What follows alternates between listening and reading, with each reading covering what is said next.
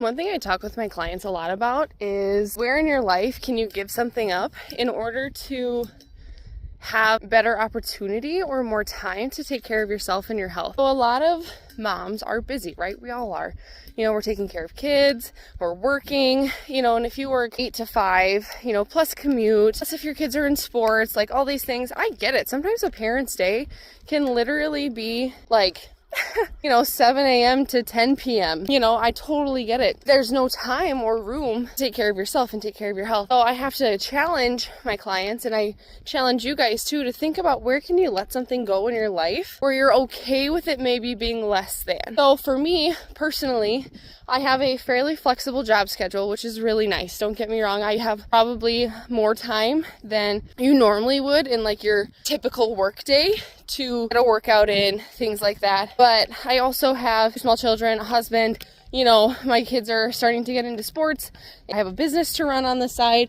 I also have responsibilities outside of our home and our business and my job that, again, we're all busy. We all have that kind of stuff. My day starts at 5:15.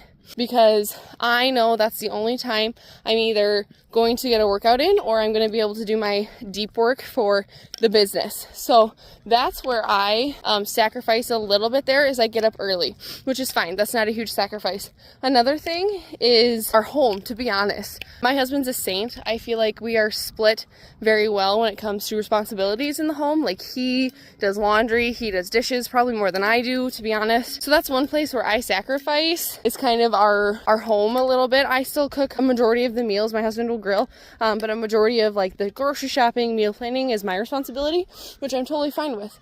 But our house is not going to be perfectly clean. The laundry is not always going to be put away. Like, we'll have laundry sit in baskets for a couple days before it gets put away. We will have 5 or 6 laundry baskets downstairs in the laundry room before we bring them up and organize it and put it all away. The beds aren't always made. The floor's not always vacuumed, especially with 2 dogs and 2 small children. That's where I find some sacrifice, is in our home.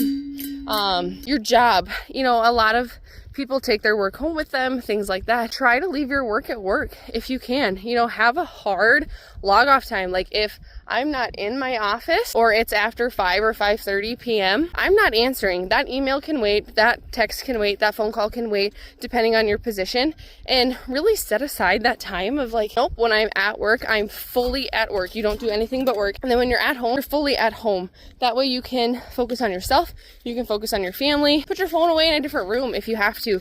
My husband comes home and his work phone in his work backpack in the closet. He does not touch his work phone. He's very, very good at that. When he's home, and he does not bring work home with him at all. And he has to, he's a child protection social worker, so he has a very difficult job. He has to be able to shut it off when he comes home. Otherwise, that stuff just like hangs on you all the time. So those are just my thoughts for you. Just some ideas where maybe you can protect your time a little bit better. Make some time for yourself and your family. Lose your phone, unplug your computer.